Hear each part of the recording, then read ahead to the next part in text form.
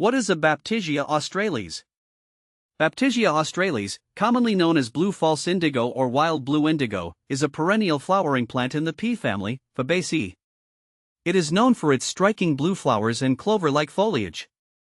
This plant is native to North America and is often found in prairies, meadows, and open woodlands. See more 25 species in genus Baptisia at monsteraholic.com. What do wild blue indigo Baptisia australis shoots look like? The shoots of Baptisia australis emerge in the spring as dark green or purplish-green stems. They are thick and sturdy, with small, trifoliate leaves that are arranged alternately. The young shoots are somewhat reminiscent of asparagus in their early stages before they expand and develop the characteristic leaves and flowers. Is Baptisia australis poisonous? Baptisia australis is considered mildly toxic if ingested. The plant contains alkaloids that can cause gastrointestinal discomfort if consumed in large quantities. However, it is generally not considered highly poisonous to humans or animals. Do deer eat Baptisia australis? Deer typically avoid eating Baptisia australis. The plant is considered deer-resistant, making it a good choice for gardens in areas where deer are prevalent. Its tough foliage and mildly toxic properties deter browsing. How to grow Baptisia australis from seed? Growing Baptisia australis from seed involves a few steps.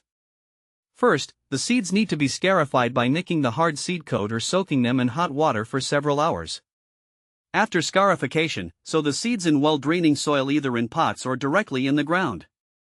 Plant the seeds in late fall or early spring, as they need a period of cold stratification to germinate. Keep the soil moist but not waterlogged. Germination may take several weeks, and the plants will take a few years to mature and flower. How to make dye from Baptisia australis? To make dye from Baptisia australis, traditionally, the plant's leaves and stems are harvested when they are in full bloom. The plant material is then soaked and fermented in water to release the indigo pigment. After fermentation, the liquid is aerated by stirring or pouring it back and forth between containers to oxidize the pigment. The dye can then be used to color fabrics. This process is similar to traditional indigo dyeing techniques. Does Baptisia australis reseed? Yes, Baptisia australis can reseed itself in the garden. After flowering, it produces seed pods that eventually dry and split open, dispersing seeds. If you want to encourage self-seeding, leave some of the seed pods on the plant at the end of the growing season. How to cut back Baptisia australis? Cut back Baptisia australis in late fall or early spring before new growth begins. Cut the stems down to a few inches above the ground. This helps to tidy up the plant and remove any dead or damaged stems. Cutting back also encourages healthy new growth in the spring. How to divide Baptisia australis? Dividing Baptisia australis can be challenging due to its deep and extensive root system. The best time to divide is in early spring before new growth starts or in late fall after the plant has gone dormant. Dig up the entire plant carefully, ensuring you get as much of the root system as possible. Use a sharp knife or spade to divide the root clump into smaller sections, each with at least one growing point and a healthy portion of roots. Replant the divisions immediately and water them well. Is Baptisia australis invasive? Baptisia australis is not considered invasive. It is a well-behaved native plant that forms clumps and spreads slowly over time.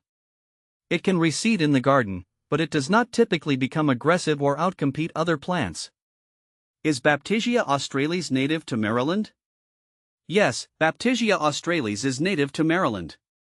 It is part of the native flora in many parts of eastern and central North America, including Maryland, where it can be found in natural habitats such as meadows and open woodlands. Is Baptisia australis native to Michigan? Baptisia australis is not typically listed as native to Michigan. It is more commonly found in the central and eastern United States, with its range extending into parts of the Midwest. While it may not be native to Michigan, it can still be grown successfully in gardens there.